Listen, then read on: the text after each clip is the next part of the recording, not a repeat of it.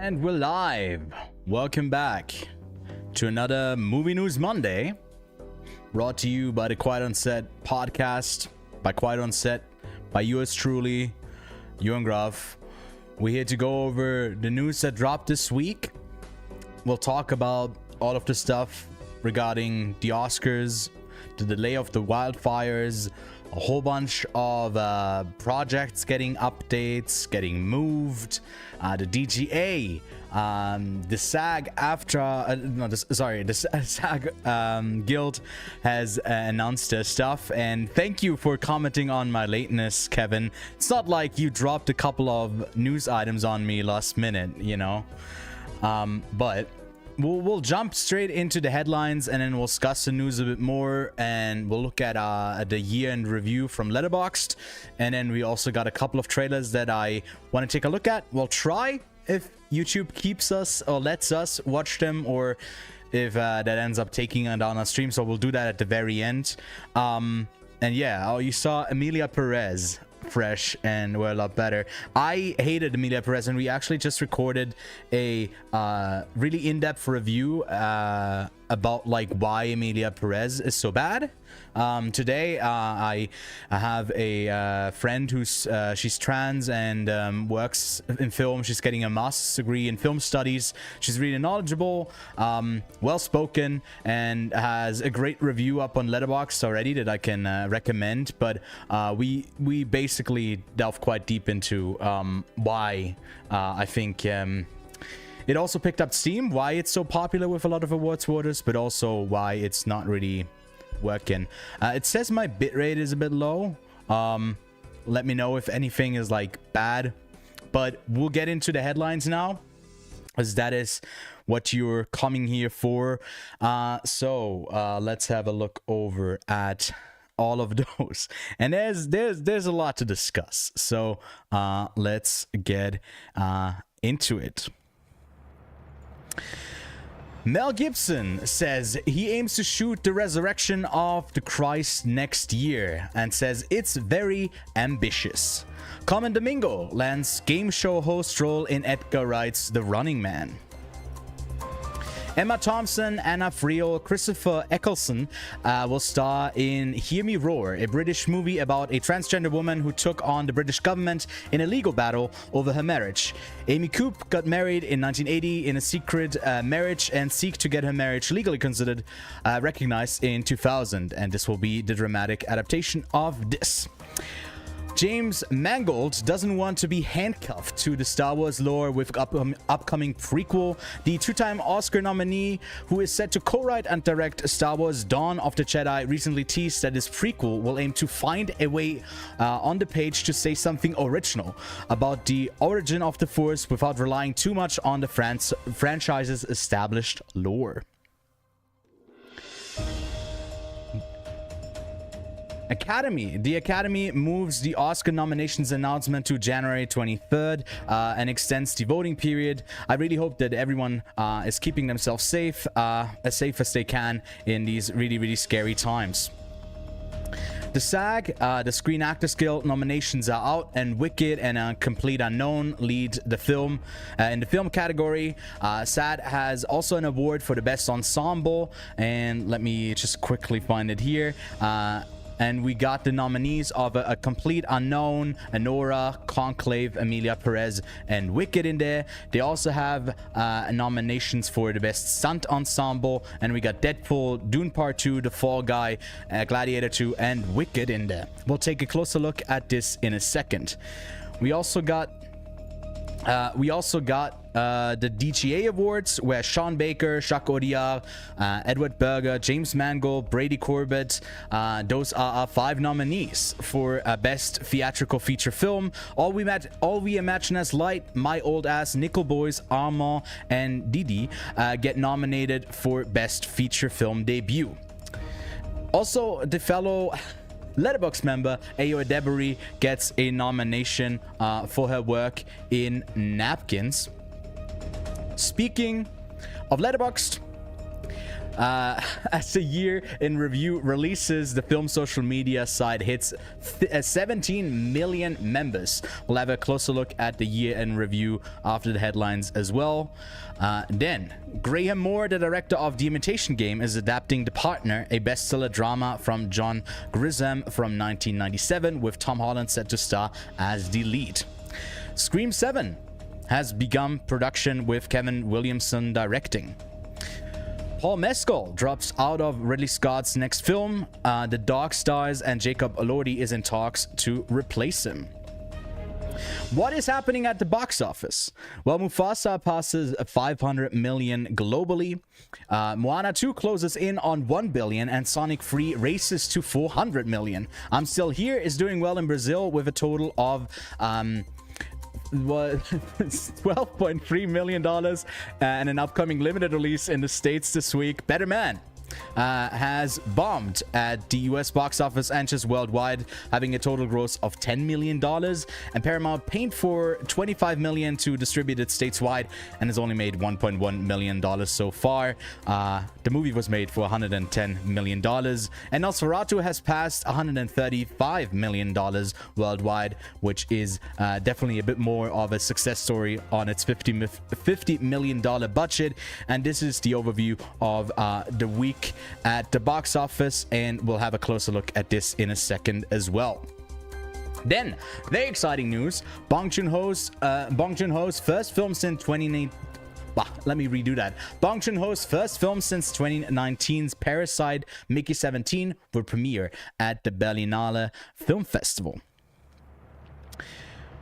Then, Jimon Honsu says he is still struggling to make a living despite Oscar nominations and blockbuster roles. Severance Season 2 premieres this Friday on Jan 17th, and according to Ben Stiller, a Season 3 is already in the works. Shrek 5 has been pushed to December 2026, and Minions 3 moves up to the July 2026 release date. The movie was previously scheduled for June 2027, which means we get a Minions movie a whole year earlier. That's great. I really can't wait for that. And Kevin really wanted me to include this. Marvel Rivals has reached a new all-time high player count with 582,000 players on Steam. Nolan is spending the big bucks on the Odyssey with a reported budget of $250 million. And there's a few 28 years later updates. First, Danny Boyle will return for the third film in a trilogy after Nia DaCosta's The Bone Temple, which has already been shot. And the series will, outside of the UK, well, apparently the world is mainly uninfected. And Cillian Murphy is also not the zombie that we saw in that first trailer for 28 years later. Then Donnie Yen is in talks to direct his own spin-off for his character Kane. Andy Muschietti reveals that 3 seasons for the upcoming It prequel TV series Welcome to Derry are planned. Season 1 will take place in 1962, Season 2 in 1935, and Season 3 in 1908. He also said that Shadow of the Colossus the film is still alive and the script is apparently done, but that movie has been in production for over 10 years now. Then Hirokazu Koreeda's new TV series Asura has randomly been released on Netflix without any promotion, even to my own surprise. Kevin brought this to me. The series follows 4 sisters who are shocked to discover their elderly father's affair. Timothée Chalamet will be the host and the musical guest of SNL on January 25, and Jude Law will play Vladimir Putin in The Wizard of the Kremlin by Oliver Assayas. A TV series reboot of Holes is in the works over at Disney+. The creator of MoviePass has pleaded guilty for defrauding investors. A first look at Ghost of Tsushima, the Ghost of Tsushima anime has been released. Actually, there's a couple more news, so let's get this back up. And the anime will release in 2027 on Crunchyroll. And there's also a live-action Helldiver series in the works. And then finally, David Ehrlich has released his yearly movie montage, a movie countdown. But you can also see a very excellent movie montage by our very own Kevin, which is already out on the channel. Go give that some love. And now that actually brings us to the end of news. what do we want to get into? What is so much news? Actually, I thought like, hey, it's the first week of the year, right? There's nothing to talk about. There's not that much going on. But what should we get into first? Okay, audio video was all good quality. That's good to see right after the fact. Can you fix the amount of rain? No, there's actually one in the foreground right now. Deal with it, Kevin. There's one right here, not sponsored. Yeah. Fears I'm still here was empty. Yeah, no. In the comments they said that some people were saying like, no, it's actually there's no people actually seeking out I'm still here, but it's been doing pretty well in Brazil, and deservedly so. I mean, it's an important story, and I hope it at least gets seen in the States. But with the win of Fernanda Torres at the Globes, I think that's just like such a spotlight on the film right now that it's perfect timing for the release in the States. Yeah, and you really want... Kevin also said in chat while I was showing the thing with Marvel Rivals that I should join him into playing. I don't want to be number 573,001, I guess, but maybe I will be. Yeah, Sarah sounds like a good place to start. Definitely. So I'm so surprised that like I keep being disappointed by Netflix, and it's not really a surprise, but it's odd that I knew vaguely, I think about this being in production, but with them to really not promote it, drop it early in the year, with a filmmaker like him, it's not like it depends on them having confidence that it's good or not. I haven't had a chance to sit down and watch it because it's a fairly long series as well, but yeah, I don't know, it's just disappointing, but there's not much to add other than like Netflix kind of sucks, but that's just kind of always been the case.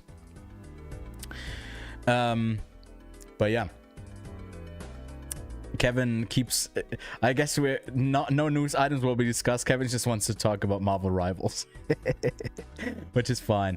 I do have some notes of what I actually would want to get into. Like, one of them would be the like briefly the DGA, but I think I mainly, I guess, covered it in who's getting nominated. But let me pull those up real quick and drop your questions if you have any in the live chat right now. I'll also pull up the Letterboxd year in review, and of course let's have a look at the box office as well. And then I'm also excited for Mickey 17 at the Berlinale, and not 100% confirmed yet. I'm still waiting on my accreditation to be 100% fixed, but I should be going to the Berlinale in about a month's time, so that's very exciting. Looking forward to that.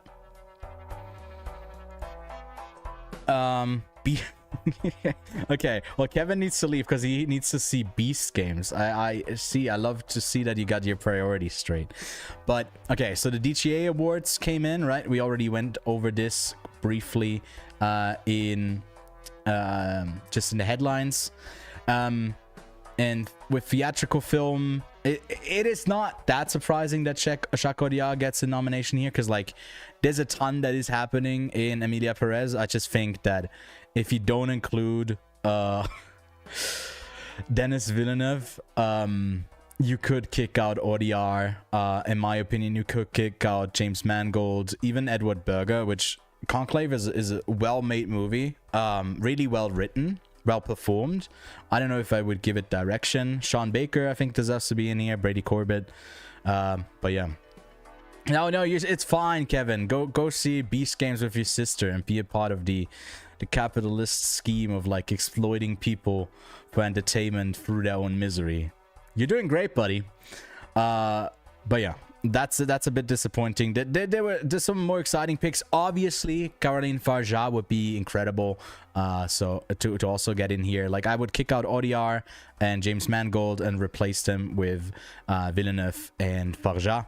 So that would be my picks. But Yeah, and then first time director feature, whatever, is pretty exciting. There's some cool films in here. I still haven't seen Nickel Boys, but My Old Ass is really good. Overgame Match as Light is solid. Armand is kind of decent. The first half is way better than the second, and Didi is actually like quite amazing. Like that would be my favorite out of all of these. But yeah, go check them out. No, you're not gonna be fine. You're good. Kevin, by the way, I forgot to shout it out. I'm so sorry, Kevin. Kevin helped assemble like pretty much like 90% of the news this week, so thank you so much. We didn't talk about the series, but I don't know how interesting it is. It is mainly just like the Shogun, you know, I don't know, the Shogun showcase, although for dramatic series it's for the specific episodes, and I feel like that gets very much in the nitty-gritty. But Shogun has 3 nominees in here.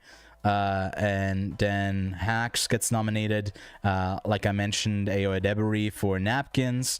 There's also The Bear for like the second another episode called Doors that gets nominated. Curb Your Enthusiasm, which I definitely need to catch up on, and there's like 3 episodes nominated for The Bear, 3 episodes nominated for Shogun. Those dominated at the Globes, at the Emmys. You can kind of see the front runners, so it's like, I don't know, there's not that much surprise. The Penguin, Disclaimer, a Penguin again, the Penguin again. So, you know, it's obvious who like would take home best series if they got to vote on it, but or if they have voted on it, like those, I guess, DGA members. I don't know how much they overlap with the Globes, which I don't think they do much. But talk shows thing I don't really care about, and that's, I mean, pretty much it, unless I'm missing something. No, lots of stuff that is like, who cares? But then also the SAG stuff, which is, I think, a bit of a precursor for those who do care about like the Oscars, because, you know, SAG is the largest group within the Oscars who end up voting on what gets nominated and also what ends up winning. So yeah. Oh yeah, we're definitely talking. We're gonna talk about the James Mangold. If I forget at the end, definitely remind me. But I mean, look, I think we got some pretty solid performances that are being acknowledged this year. I think Coleman Domingo is great to see in here. What is a bit disappointing is that his counterpart in the film is not, I'm blanking on his name right now, which, yeah, sorry about that, but I think the rest of the people nominated in here, apart from, you know, he's great in Wicked, but I would have his co-star from Sing Sing in here, but this is a strong category overall for Yura Borisov, Kieran Culkin, Edward Norton. I think he was really good in Complete Unknown. And yeah, I mean, what was it? Wicked and Complete Unknown actually had the most nominees out of SAG. I think this is Adrian Brody's to lose, but I mean, Chalamet could make a run for it. I don't know who's big and who's missing here other than Sebastian Stan for A Different Man, who I put in here. I don't know who's perceived to be a front runner. And then the lead is kind of an open race. You know, we get Noah Fernanda Torres, but we do have Pamela Anderson in here. So that's a bit surprising. Demi Moore and Mikey Madison keep popping up. Carla Sofia Gascon, Cynthia Erivo. There's just a ton of options. Like even someone like Nicole Kidman. I think that Maria, what's her name? She's definitely out. But yeah. And then I also like the nomination of Monica Barbaro in here, because I think she was one of the highlights of a complete unknown. And yeah, the Jamie Lee Curtis, the last showgirl thing, to me is more of like Annette Bening and Jodie Foster for the one swimming movie a couple of years back, where like they're fine in them. I didn't really like the movie overall, so I guess it is what it is. What is great to see is that Danielle Deadwyler gets recognized for The Piano Lesson, because I think she was really good in it, in an otherwise pretty mediocre movie. And then I feel like female actor is pretty like lackluster this year. There's no one I'm like really rooting for in this category. They're like, yeah, no, they're all fine. And then when it comes to best like cast overall, I would be lying if I said I wasn't rooting for Anora, but I think it could very much be that Emilia Perez takes this, or I don't know, maybe they go with Wicked. And then here, I'm a bit disappointed to not see Furiosa get nominated, but I would love to see Dune 2 recognized, so the Fall Guy. I don't know what Wicked is doing in here. And then for TV, I don't know how much we'll get into that because we don't really cover it this much on the show. But yeah, Cate Blanchett was great in Disclaimer. Kevin Kline as well. The Shogun guys. Yeah, I mean, that's Jesus Christ. And then we don't want to look at the ensemble for TV. That would be too crazy. Yeah, I didn't love Compartment Number 6 when it came out. I would love to revisit it because I think he was quite good in it. Although he was he was a supporting cast member, like almost a co-lead. But I definitely have to revisit that, but because I didn't review it favorably. But it was a well-made movie. Naomi Scott for Smile. Yeah, I think that is too genre to actually get a nomination, of course. But I think people were comparing like Naomi Scott to Demi Moore and like I don't know, maybe if she's doing more, I think is what I heard people say. I don't know. I don't subscribe to that, but I think if you were to add another lead, like a female lead, it would get so crowded. But yeah, they don't, unless it's like The Substance, I guess. I don't know why that's kind of well, maybe because it's so adjacent to be a critique of or commenting on the actual industry. And Smile is a bit more loosely still using that with the music industry, but that one's more with like TV ratings, whatever. Maybe that's why that one's higher, because I think Smile 2 was actually pretty solid. I didn't really like the first one, but I think the second one was way better.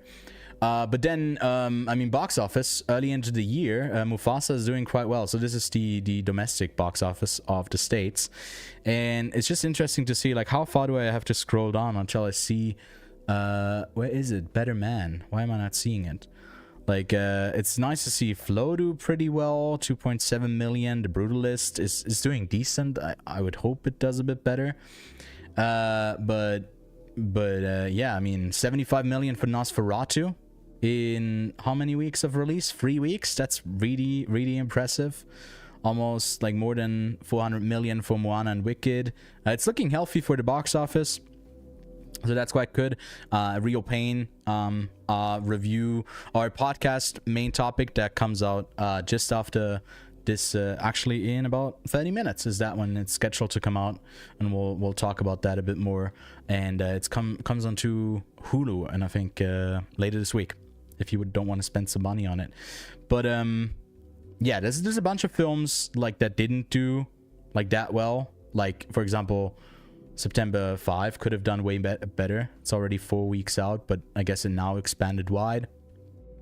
And yeah, The Order also just was kind of quietly dropped, but overall not looking too shabby at the box office. And then yeah, this is just another reminder, if you don't want to miss our coverage, likely also out of the Berlin Film Festival. We'll try and do as much as we can out of Sundance, even though we did not get accreditation, which is a bit of a pity. But yeah, because we've been to Cannes, we've been to Venice, we've covered these festivals extensively. There's actually a 7.5 hour long recap of the very late of Ghent and Zurich still coming. Those both happened in October, yes, I do know. But it was just like so many tech issues, and I just didn't get around to editing it. It was such a hassle, but that is coming out later this week. And you know, we put a lot of, like, we watch as many movies as we can, and we would do the same with Sundance. It's a bit disappointing that we won't get access to it unless you spend like $1,000 to watch as many films as we can afford, I guess. But yeah, is what it is. This one, I will be in the first seat, first row, first seat. No, not in first row, but yeah, they will announce the full lineup on Jan 21st. It's one of the festivals where I look back in the year and I'm like, oh, this premiered in Berlin, this premiered in Berlin, and I'm actually quite interested in it. So yeah, hopefully I can attend this year and bring you some coverage early. And oops, that's all of it. But we also wanted to talk about the James Mangold thing, because there were some longer quotes. I already included like the most interesting stuff that he said, but there was also a larger thing about like being handcuffed that he had in there, which was The Star Wars movie would be taking place 25,000 years before any known Star Wars movie takes place. It's an area of a playground that I've always wanted to explore and that I was inspired by as a teenager. I'm not that interested in being handcuffed by so much lore at this point that it's almost immovable and you can't please anybody. So yeah, and it's project based on the 2012 comic book series about the origins of the Jedi Order, but we don't know yet when it will release.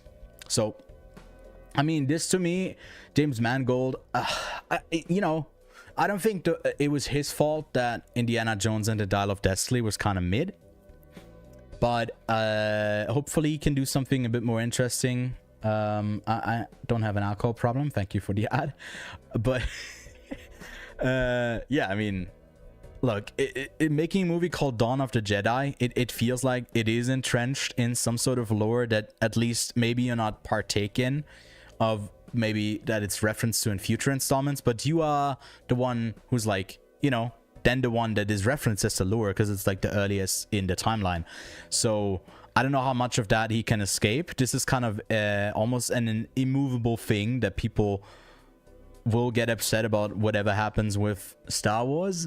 And I don't think just continuing concluding the Mandalorian with Grogu and that into a movie will be like the best thing for the Star Wars universe, because I don't know how much people are invested, but we'll see. I mean, a prequel could be fun, but I'm way more keen for the one that takes place like isn't there one that like takes place even earlier? But there's just too many Star Wars movies. I don't even know at this point like what's happening, what's not happening. But yeah, those are pretty much my thoughts on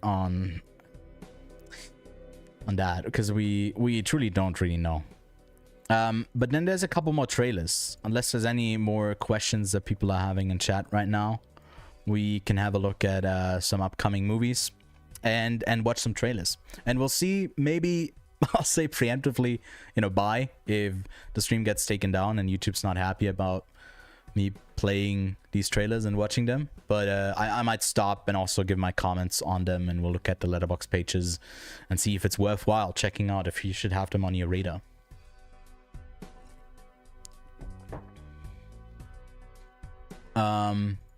But yeah, should we start off with something? Let's start off with something fun, and then we'll go to something horrible. We'll go to something truly horrible. All right. So, first up, there is the first trailer for Hard Eyes, which stars Olivia Holt, Mason Gooding, who you might know from the latest Scream films. He was in Y2K and Fall and Booksmart, and he is also returning for Scream 7. And there's this recent trend of, I guess, horror films taking place during like specific, like there was the one with Thanksgiving, there was the one Snow Globe, like alternate timeline thing around Christmas that was really bad. I forget what it was called, but yeah, and this one is taking place during Valentine's Day. And yo, what's up, Josh? I know YouTube will slap me. It's more of like a copyright thing if you're live streaming. It's less that like they take down a channel or anything. Sometimes it is just that they will take down the stream. So we'll see if like that actually ends up happening, and if that happens, I do get a warning, and I will just kind of click out and we'll just kind of skip through it. But hopefully we can do that. Otherwise, I'll try and find a workaround for it in the upcoming weeks. But look, this looks kind of interesting. It is so dumb. So the premise: romance is dead. When the Hard Eyes killer strikes Seattle, a pair of co-workers pulling overtime on Valentine's Day are mistaken for a couple by the elusive couple-hunting killer. Now they must spend the most romantic night of the year running for their lives. Let's have a look.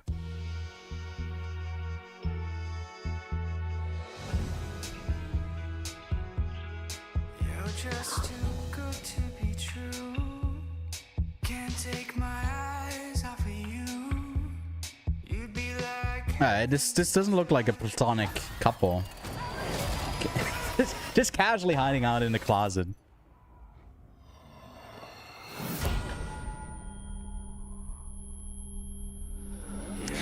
The look of it has potential. It looks quite iconic. You know, just like eyes. And brutally slain couples on Valentine's Day. Valentine's Day. Motive yet uncovered. To me, it gave off the vibe as well that it's like taking place over multiple years. Wait, let me He's like Cupid give you with a kink. some closed captions. Yeah, come out of the closet with your kink. We're being chased by a fucking serial killer. Okay, so do we think the Scream producers were like, okay, we don't know what we're doing right now. The Scream like series is kind of up in arms. Like, what is going on? What are we doing? Everyone's jumping ship. And then they were like, okay, let's do something like this. Just like, okay, we got to establish, you know, wait.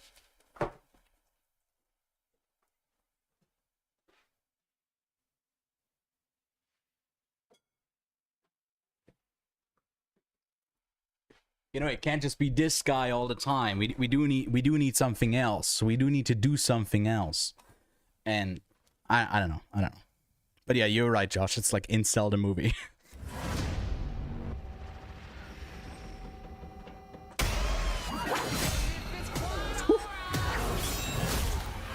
I like the use of the music. Hey, you good? Yeah. He's gonna keep killing people. We end it here. Hey, come on. Okay.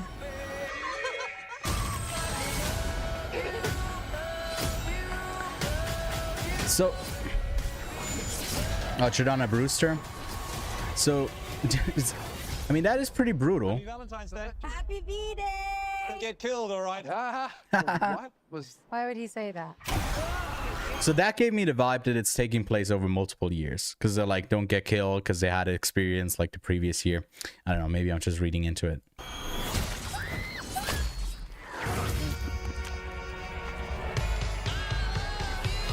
So that tonally is just really odd. To go like the kills are not actually scary in the way they did, but that could just be a mismatch of how the trailer is cut. It does come off a bit odd. I'm not gonna lie, but we'll have to wait and see, but not for too long, because of course this is out on Valentine's Day, which is on it's not on February 7th, right? I thought it was on the 14th, but I mean, look, at the moment it's also just theatrical, a theatrical release in the States, so we'll have to see if I get to see this like around that time as well. But I mean, these slashes could always turn out fun, but it didn't look too promising. I think it looked a bit too all over the place. But yeah. Oh, they gave me a warning that for the copyright thing now, but we'll see if anything ends up happening from it. So far, seems to be okay. But that's just the issue. I think in the future we might need to do a thing where everyone, I guess, who wants to can join in our Discord, and we might continue this part of the stream in the Discord, and we'll just like host a space there. So yeah, we can just kind of watch along together if that's something that people are interested in. I don't know if people even care about me giving my thoughts on these trailers. I just thought it's kind of fun to discuss, which especially when you have a trailer like this. So this is the latest Amy Schumer film, who I don't think she has like the best track record when it comes to comedies, especially a lot of the stuff that she's like the most popular in. I think she was decent in The Humans actually, but yeah, it's I don't know. This here she's front and center, right? Yeah, maybe Discord. If people are down for that, I think we might try to stay with this, so I don't need to set it up, because I want it to be, you know, pretty smooth experience that we can kind of transition into, and maybe get some more people into the Discord, actually, you know, talk in there a bit more. I know there's not a ton of people in there, but we do want to grow it. But Amy Schumer is kind of pregnant. Oh my god, she's looking like a mother because she's overweight. Oh, Lots of funny humor. Jealous of her best friend's pregnancy, Lainey begins to wear a false pregnant belly and accidentally gets to meet the man of her dreams. All right, this movie has this trailer is like R-rated, so I can't even directly show it to you over here. So wait, one second. All right, let's have a look. Let's have a look at Kind of Pregnant, which I think the trailer looked quite awful, so we can quit this trailer. You ever felt like you were so close to having it all? Yes, a pregnant belly. That was. I've been working on that. Secret? You look so beautiful. Yeah, it's probably because I'm pregnant. You lost control of? It also has like a sort of like non-contrast, like green screenish look where everything seems kind of fake. How But yeah. dare you walk around with that fake fucking belly? What am I gonna do? Oh, Josh, you're in for a good time. You ever tell like such a big lie you don't know how to get out of it? How's your pregnancy going? No, I have not, Amy Schumer. I have not lied about something so crazy like this. It is crazy. It's dumb. It makes no sense. Oh my God, so cute. Yeah. Hi. Cute little face almost tore my asshole open.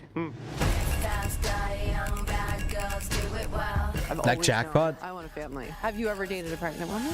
You're the least pregnant person I've ever. Wow. Yeah. You wait till they're crowning. Yeah, I want them to be like 2 weeks away from dropping. Women don't share what it's like. It's so isolating.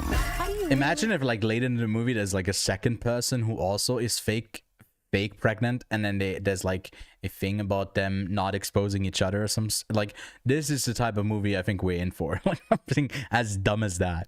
Feel during your pregnancy. I'm angry. I ate a cupcake out of the trash can last night. I can't stop masturbating to weird stuff, like The Golden Bachelor. Get the hell out of here. You know, we should have more like secrets. What if someone you know catches you with Do you it? smell that? It's like burnt plastic. Why am I listening to you? You have 3 active restraining Like even that fire looked fake. But yeah. orders against you. Which says to me there are 3 people out there who sees my passion. I show up at their work. I show up at their house. I show up at their mother's house. I'm fucking everywhere. The most important relationship you're ever gonna have is with What the yourself. fuck is this, man? Looks so ass. You're being a stupid tit-faced jerk butt. Oh, it is you, my friend, that has the face of a tit. Can you two bitches calm down? You can't even come up with proper fucking swear words at this point. She's Aussie. Get it? She sounds kind of funny.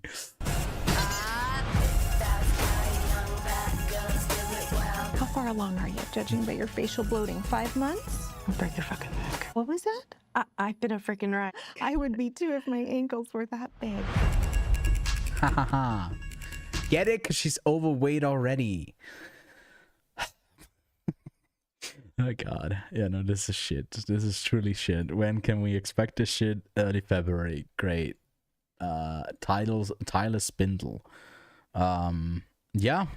The Wrong Missy, which I remember being a horrendous movie. So that is very promising to get this director on it, who's great at directing Netflix slop. But hey, remember last year when Jason Statham had The Beekeeper, and David Ayer hasn't had like a bigger movie come out I think in a while, I guess, since Suicide Squad. That was like his last bigger one. And then obviously he had The Beekeeper, but he's continuing kind of that, also in the same color thing as well here. David Harbour in the cast, and he's just continuing to do shit, fuck shit up with Jason Statham. I mean, look at the poster. It's he's got a shotgun in one hand and a sledgehammer in another. Now, I mean, yes. So that just looks like fun. Let's see if this also has. No, okay, we can have a look at it. Listen, today's gonna be hard. Let's all go home with the same amount of fingers that we came with. Let's get it. I am all for keeping my fingers. So that's quite relatable. When I left the Royal Marines, a lot of people would have given up on me. You gave me a job. You were patient with me. You, Carla, Jenny, you're my family. Excuse me. Work family is your family. That yeah. Mm-hmm. It's not your business. I'm good, boss.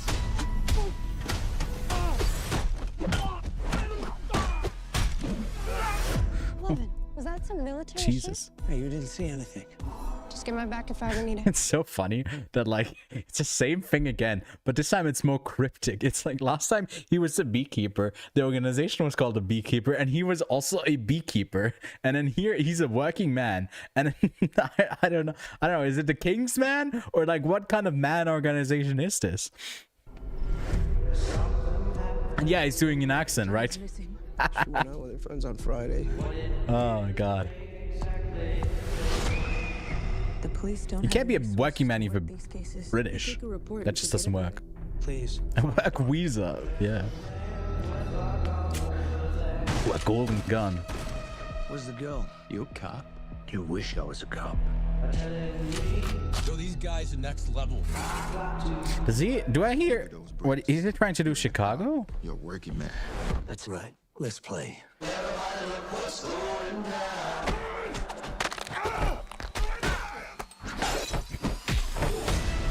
Ooh. This isn't just some kidnapping. This is human trafficking. This is not just some kidnapping. This is human trafficking. Okay, yeah, yeah. I mean, yeah. I guess that is worse. No, yeah, no. I have no notes. Remember Gunny? Your blind ward buddy that doesn't know he's blind. That's the It's a team up. It's a team up. left, I'll be dead. I wanted you dead, you'd be dead. I will be your And he's got a quirk. For Because like being blind is a quirk in action movies. Here. M14. Pulled direct from Saddam's Dallas. And a Bluetooth scope. Where is she? There's a special place, high rollers only. They can do anything as long as they pay.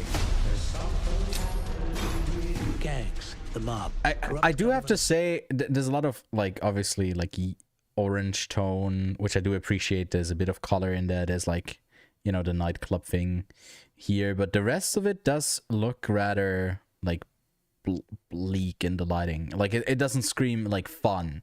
It does feel like more of like a work day so far. They can do anything as long as they pay. Gangs, the mob, corrupt government officials. They're all involved in human trafficking.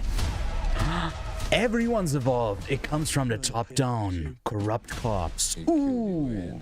You're gonna have to kill your way out of It's rotten to the core. A lone man on a mission for justice. And not just kidnapping, it's human trafficking. All of this is for a But girl. he's killing a lot of people. Until I bring her home. That's for slapping that woman. That woman was my wife. My wife? Slapping your wife. Who are you? I'm the working man. I'm the working man.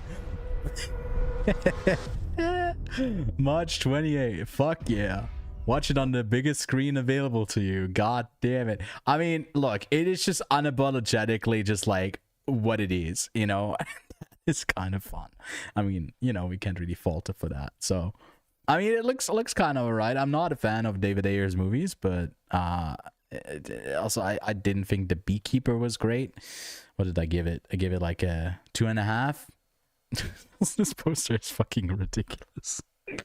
What the fuck is this, man? Oh my god! Wait, I have to look at the alternate posters. What other stuff is in here? It's just his fist, and it's made out of bees. What the fuck? This is the best one. I definitely have to. Oh, and it's like he's in a hive, almost. It's like minimalistic. Yeah, no, I love that. Or in black and white, of course. No, this is the best. We have to go with that one. Watching in the Oppenheimer seats, yeah, it's very front. Truly game changing for cinema. And then this one already premiered at TIFF last year, at Fantastic Fest later on, and then it did play at some regional festivals. I saw that it was playing in Rome, but a bit too far for me to get there. And a lot of people have actually already seen it. The ratings so far have kind of come in from 3 to 4, mostly 3.5, and that's what it averages out on, the 2.4K people that have already seen it. But Barry, I'm not sure. We discussed this earlier because like how you pronounce his name, but I think it's no, it's not Keoghan. It's like Keon, I think, right? Or something like that. But him and Christopher Abbott are quite exciting to have in the cast here. Directed by Christopher Andrews, who I have not seen a film of him from him, but there's a guy who's called Ewan in it, so already love it. But this seems to be like a small town drama where like I don't know, they got some conflict that just keeps escalating. That's kind of what's happening here. Rank your favorite actor: Jason Statham, Gerald Butler, Frank Grillo. I think I like Frank Grillo the best, then Statham, and then Butler. But I don't have anything against any of them. I just think that like Frank Grillo's presence is the most fun on screen, and he's the least like leading man of the three, so I'm kind of rooting for the underdog. Yeah, right, it looks so dirty in a good way is what Josh is saying. So there's a movie release, so let's give it a watch. Get a chance to leave here, would you? You could go anywhere. Go live somewhere else. Michael, what's going on? We lost the Rams. Jack! Here, what do you know about these Rams?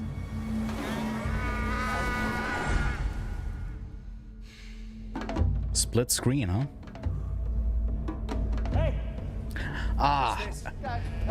Wolfman is coming out a week later here, so I'm already a bit pissed, and it's like it takes a bit longer for us to get it. But I hope Christopher Abbott is good in that. To the 2 animals you told me were dead. You want them? Come get them. He's a bit of a silly lad. He will fuck with ya. What happened? Rustlers. Attacked my flock. People offer thousands for one animal. Uh-oh. Gonna go live with Michael. I like the score so far. Like do-do-dum, do-dum. Me like you killed your mama. Michael, stop!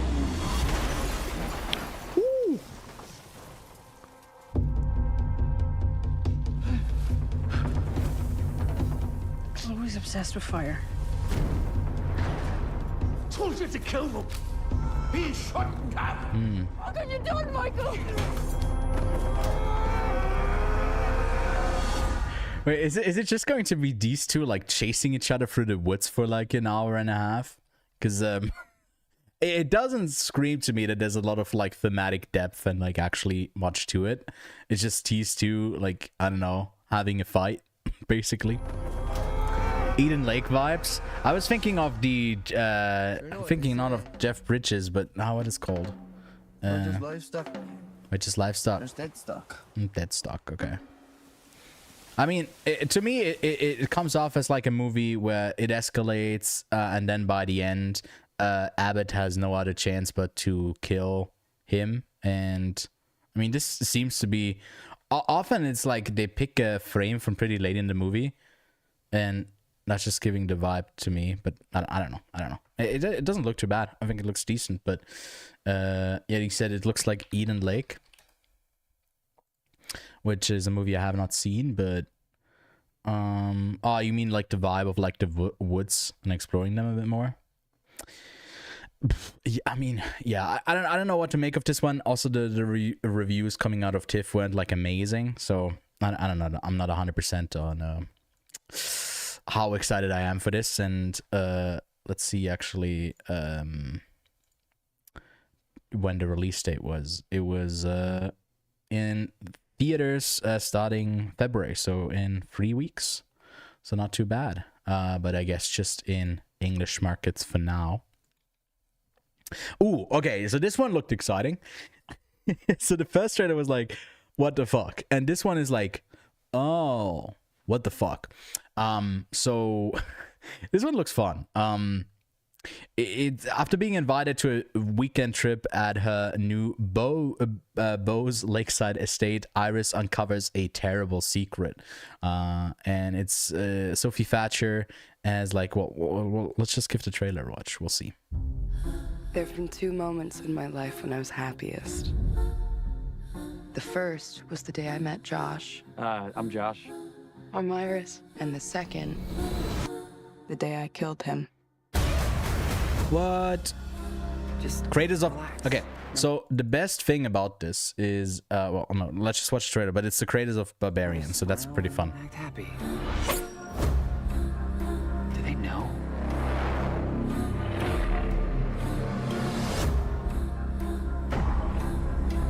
Iris, wake up. What are you doing? Shut her down already. What is she talking about, Josh? I love that they didn't give that explanation in the first like teaser trailer. They were like, what the fuck is going on? And turns out she's like, I don't know, some sort of robot, I guess. Which just keeps on the streak. Josh, didn't you say earlier that Hard Eyes is giving like incel movie? I mean, this is in a way again, but it's also like, I don't know, kind of trendy word, AI, yada yada, kind of science fiction premise, but mix that with horror. So I don't know, this looks like a ton of fun. This was not part of the plan. This and Novocaine as well. Like, isn't that both Jack Quaid? Did you jailbreak your sex bot? Did you jailbreak your sex bot? Wow, Josh. Oh, she increases the intelligence level. Not the intelligence level. Are you breaking up with me? It's not you. It's me. Yeah, she's tied up inside, so she's not going anywhere. Now Lucas Cage as well. Mm-hmm. Eli, Iris. Shh, baby, on the phone. So, okay, so this is out in like, 2 weeks time. And it just seems like a bit of silly fun. I'm surprised that it says thriller, science fiction, horror, because it does feel like at times it's almost giving a bit of like a comedy. But yeah, it says Drew Hancock hasn't directed. Oh, never mind. He's a genius. But it says from the creators of Barbarian. But were it like the producers here, or who are we talking about? No? Yes? So it's this guy. And him. Okay. And him. Okay. And not him. Yeah, I mean, dude, this goes on to my watch list. I'm very much looking forward to this. And then I think this is our last one. Well, we do have a couple of TV ones, but we might just like skip through them. So this... So... Oh, they detected a video. I don't know if they're taking down the stream. It doesn't look like it's happening right now. I don't know if it... No, it seems to be still up. But... What the fuck is this? What the fuck is this? Like, what is this?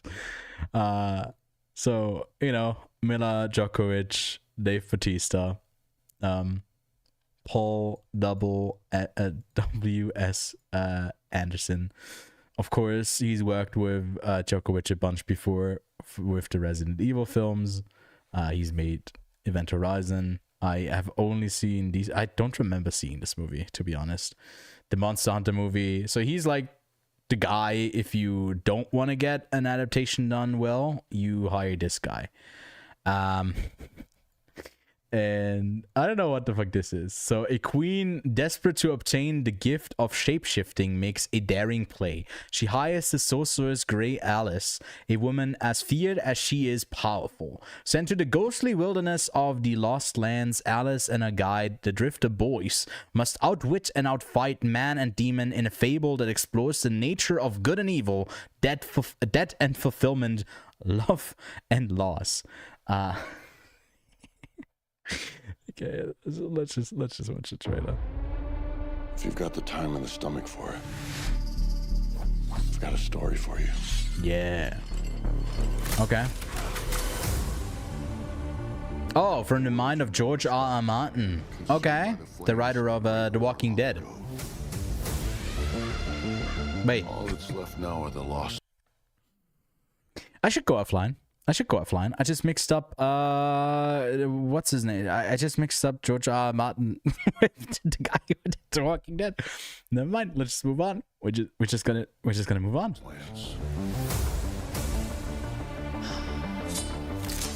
I'm looking for a guide.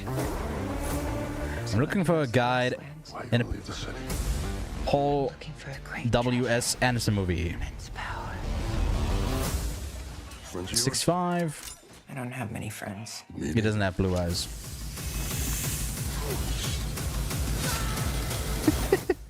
Find them. Outside these walls. I love a good gritty movie where people are way too clean, but everything's dirty. And there's no background behind him. What the fuck are these creatures? Was this something he wrote before he did Game of Thrones, or what is this? Our time is running out. To free a people. So, like, you know, this is Dune at home. Simple as that. This woman needs to die.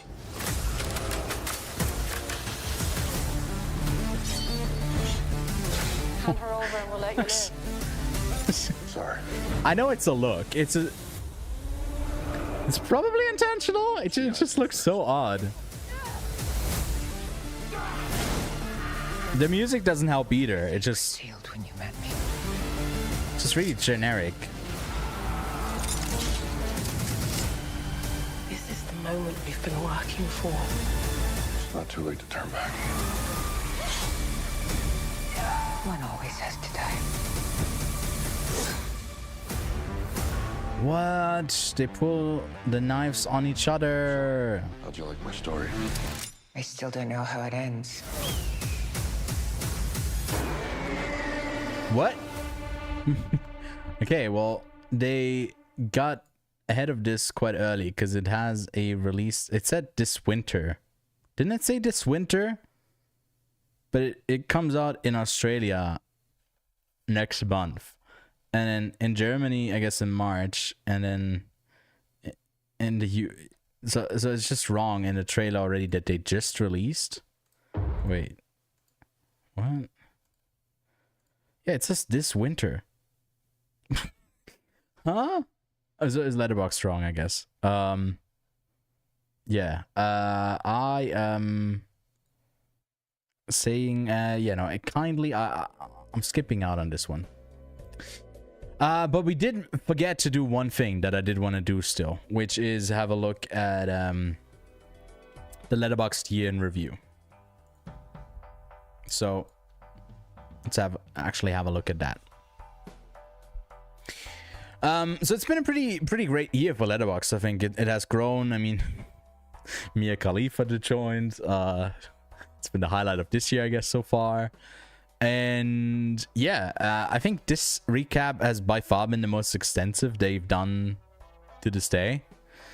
Presented by Neon, of course, and we'll just have a look. I like the opening thing here. You know, Zendaya, Demi Moore, like the substance. We got I'm Still Here up here, Kneecap. This is I'm the indie movie. I'm not All Shall Be Well. It's like All We Imagine Is Light. What's this one? It's not. I don't think it's DD. It's got to be some different movie. People's Joker. I still have to see that one. Flow. Yeah, Nora, Brutalist, Sing Sing, Dune. You know, some great movies that came out this year. And of course, The Wild Robot as well. Year in review 2024. We're here to become human again, to become all we imagine and more that we were programmed to be, to live life forwards even when we look back. Okay. Well, I think we will just like get through stuff a bit quick. Like, you know, we won't go to into everything in detail because I think most people will already have looked at this in one way or another. So we got the highest rated films, women directors, highest rated by category, most popular by month, year in numbers, popular lists, year's trends, most watched. As rated by genre, this is going to be interesting. World of Cinema, most popular films. Midway 2020s, this is fun. Popular favorite reviews, countdowns, in memoriam, and ones to watch. It's a bit disappointing that like I really was hoping that Kevin would I talked about it on the podcast today as well. I was really hoping that hopefully we'd get in here as well, because I'd love to more people to check out his montage. I think it turned out sick. But all right, let's go back to the very top. Let's do it a bit quicker here. There we go. All right. Okay. So the most popular film of 2024, like highest rated film as well, was Dune Part 2. Unsurprisingly, maybe actually let's move myself up here. I think that's a bit better. All right. And then I'm Still Here, the second highest. I'm not surprised by that. I think there's a really passionate base for this film coming out of Brazil and maybe even outside of it, that is rooting for Fernanda Torres to get a nomination. And yeah, I mean, it's a really solid film. I wouldn't have it as my second highest of the year, but I mean, yeah, that's pretty good. I don't agree with this one. I think it is a bit tear jerking. I think it's fine, but it's nothing more than like a 7 out of 10 to me. But this is the submission for the Oscars out of Thailand. It's solid. I watched it this week and talked about it a bit more on the podcast. And then the other films in here, Look Back, which we have a separate review for. We've reviewed Sing Sing. I was on that episode, but yeah, there's an upcoming episode where I am talking about it. The Wild Robot, Haiku, I have not seen yet. Hundreds of Beavers, that one's actually in my top 10. I can leak that already. But that episode is also, it was the 4 of us on there. So we had Connor for the first time, if you don't know him already. He jumped into this recording as well. He's going to be working on more reviews with us in the future. Lachlan, of course, and Kevin as well. And we all had our top 10s that we picked, and all of our picks got talked about. And sorry, I covered it, but there was like a beaver coming right where my camera is from Hundreds of Beavers. That was funny. And there was just a lot of movies that we picked, because we could have technically talked about 40 films, but it ended up being more than 30 individual picks. So there wasn't a ton of overlap, and the recording was 4 hours and 20 minutes. So that's going to be like another almost 4 hour long episode coming out about like the best of 2024. But we had lots to say, and hopefully you'll enjoy. But Hundreds of Beavers was among them. I haven't seen Rap World. The Brutalist, spoiler alert, wasn't on our list, but I'll rewatch it later this week, I think. Yeah, and hopefully, yeah, maybe my rating goes up, because I gave this only a 7 out of 10. Memoir of a Snail, yes, might also be on my top 10. No leaksies. And The Count of Monte Cristo, the French really loved this one. Talked about it on the podcast this week. That episode is out now. So if you skip this, hey, I don't mind. Go see the episode that's out right now. And then this one I've never heard of. But it is probably an international film that don't want to guess what country it's from. But yeah. Well, straight to the heart. Villeneuve said something about like, I guess being the top. Part 2 is the highest rated film of Highest the rated entire film, huh? year on Letterboxd. The idea that there's a community, the Letterboxd community of film lovers, cinephiles that are sharing film lists and their love and their passion, it brings me hope for the future of cinema. The idea that people are so interested and passionate about movies, to know that there's an appetite for cinema is the best reward for me. I was talking with my daughter, that's sick. Salome, who is a young film director too, and who is a big fan of Letterboxd, who introduced me to Letterboxd, who is my insider. And He's got an insider, everybody. How much there are strong movies this year. So many strong movies. And, yeah, it's a good year for cinema. You are also the most watched director of the year. I'm going to sleep well tonight. You're bombarding me with compliments. Can I gas you up just a little?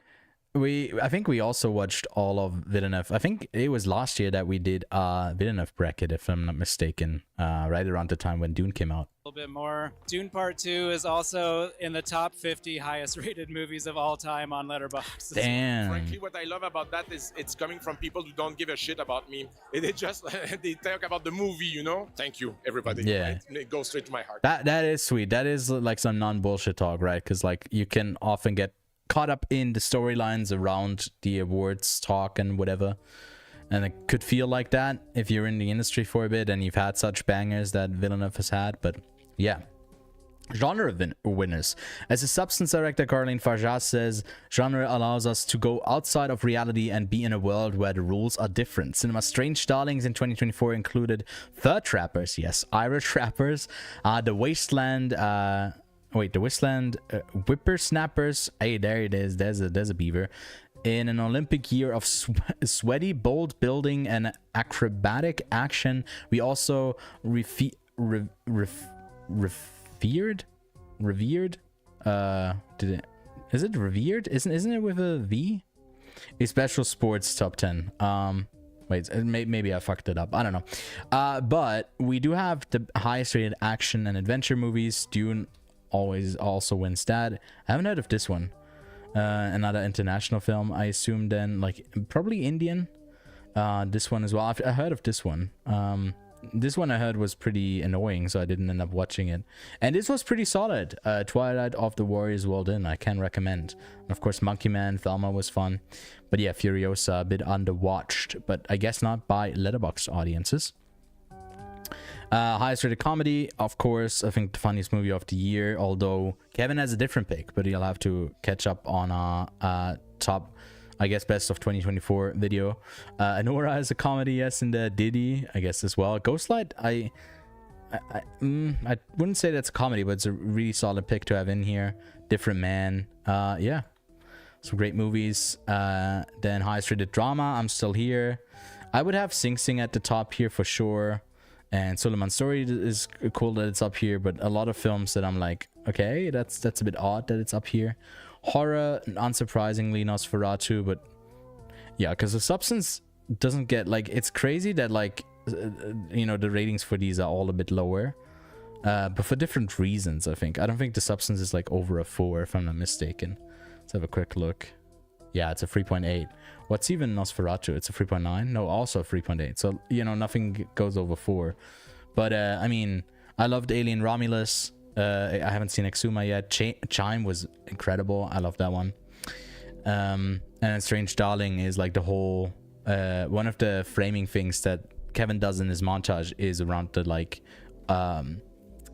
non-chronological chapter numbering in this movie. So, yeah. Best romance, Wicked, okay. Challenges all the way should be at the top here. This was Amour Ouf, Beating Hearts was shit. And this is actually really solid as well. I would have this even high. I haven't heard of this one. But yeah. Sci-fi, yes, that's just the expected ones. A bit of blockbusters in here. Rated sports, Tatami is pretty good. Great to see it up in here, although it didn't get like a wide release. My Sunshine, I love that one, but it is yet to like come out in most places.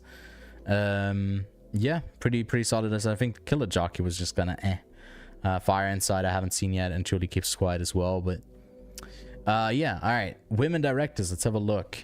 Ghostlight is actually like really good. All We Imagine Is Light, The Substance. And I haven't seen a bunch of these, so I guess I do have a bit of homework to do. And then debut, Lovable. Is Didi not up in here? Oh wait, this is women debut. I've heard good things about Girls Will Be Girls. Good One is also really good. Ironically, If Only I Could Hibernate. Okay. Holy Cow, I think was pretty fun too. And Janet Planet, spoiler alert, that's on one of our top 10s coming up. No Other Land. Highest rated documentaries. I think these are also my highest rated documentaries. I would have Black Box Stars at the frontier, followed up by pretty much a tie between Daughters and No Other Land. I think those are truly the best documentaries of the year, and it's not really a competition. These three are all incredible. Women directors most popular. Yes, I saw the TV Glow. That's sick. Love Lies Bleeding, Blink Twice. Adam Webb as well. Okay, that's interesting. And then yeah, all right, we'll skip through these a bit more. Highest rated African film. Okay, that's cool that they have like different categories. Do they do it for like all continents? Asian film. All right. European film. Yeah, I don't know why the Monte Cristo just went like kind of crazy and people were just so, oh, oops, didn't mean to do that. People went so crazy for it. But yeah, Flow, you know, would be fun if that's at the top. But Suleiman's Story, we got an interview coming up with the director. Really good. Crossing was really fun. Seed of the Sacred Fig. I would have assumed that to be a bit more popular in Letterboxd, but North American film, yeah, it's just kind of what you expect. But Diddy being in the top 10 is kind of surprising.